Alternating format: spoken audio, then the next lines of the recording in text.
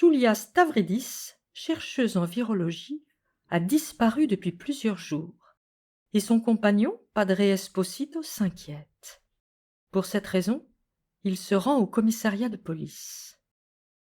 Padre, le lieutenant Mecchi et la commandante Métayer sont à présent assis dans la salle de réunion, en pleine conversation, et les échanges sont animés. La commandante Métayer répond à Padre. Vous prétendez détenir la formule d'un vaccin multivariant contre le Covid-19, élaboré par votre compagne Julia Stavridis. Si je vous suis bien, monsieur Padre Esposito, madame Stavridis aurait été enlevée pour cette raison. Oh, on nage en plein polar, monsieur Esposito. Padre est surpris par la véhémence du ton de Métayer, aussi par son incrédulité. Le compagnon de Julia est déçu par l'accueil de la police, dont il espérait un soutien, et là, il se heurte à un mur. Toutes ses pensées trottent dans sa tête. Mais Padre a de la ressource, et il ne se laisse pas désarçonner comme ça. Oui, vous pensez que j'ai trop d'imagination, je comprends. Mais réfléchissez un instant, madame la commandante. Est-ce que vous imaginez l'enjeu financier d'un vaccin multivariant universel qui protège contre tout variant du Covid-19, mais aussi des formes de certains cancers actuels et à venir? Métayer reste dubitative face à la réponse de Padre, et se tourne vers son lieutenant. J'entends bien, monsieur Esposito, mais tout ça est bien extravagant. Qu'en pensez-vous, Meki? Le lieutenant Karim Meki réfléchit un instant avant de répondre. Avec tout le respect que je vous dois, madame la commandante, le raisonnement de monsieur Esposito se tient. À l'école de police, dans le cours de criminologie, le prof insistait sur le mobile du crime. On a enlevé Julia Stavridis pour lui voler sa formule, et in fine pour engranger un chiffre d'affaires considérable. Léa Métayer jauge Meki et Padre, réfléchit un instant, silencieuse.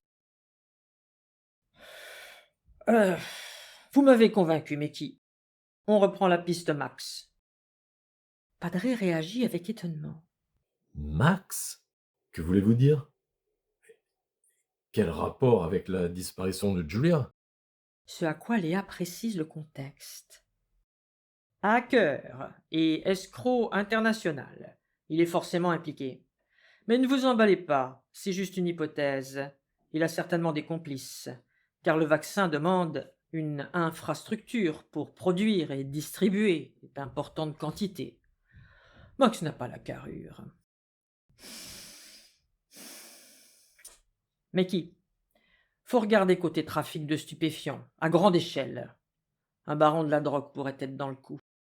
Sinon, quelqu'un qui œuvre illégalement dans le sanitaire, la contrefaçon de produits en parapharmacie et qui dispose d'une grosse logistique, d'infrastructures importantes. Padre affiche alors son agacement. Madame la commandante, si on revenait un instant à Julia, s'il vous plaît. Son absence m'inquiète, vous pouvez le comprendre. Pouvez-vous faire vite, s'il vous plaît? Elle ne m'a jamais laissé sans nouvelles depuis des années. Nous vivons ensemble. De même à son travail, personne ne sait rien. Et si elle avait pris une disponibilité personnelle, elle les aurait forcément mis au courant. Et puis moi aussi, elle m'aurait évidemment prévenu. Métayer lui jette un regard désapprobateur, assez énervé de l'intrusion de Padre dans son enquête. Néanmoins, elle se contient et le recadre en douceur, essayant tout de même d'insérer un peu de compassion. Monsieur Padre Esposito, croyez bien que nous mettons tout en œuvre pour retrouver votre compagne. Nous devons au préalable vérifier certaines choses. Je ne peux pas vous révéler nos sources. Mais rassurez-vous, nous faisons pour le mieux. Nous vous tiendrons au courant de l'avancée de l'enquête. Après un temps où il enregistre les informations, Padre se lève, peu rassuré, et sort sous les regards compatissants de Métayer et Meki. Une fois dans la rue, il roule des pensées sombres dans sa tête et parvient à la conclusion que la police ne sera pas décisive dans cette affaire.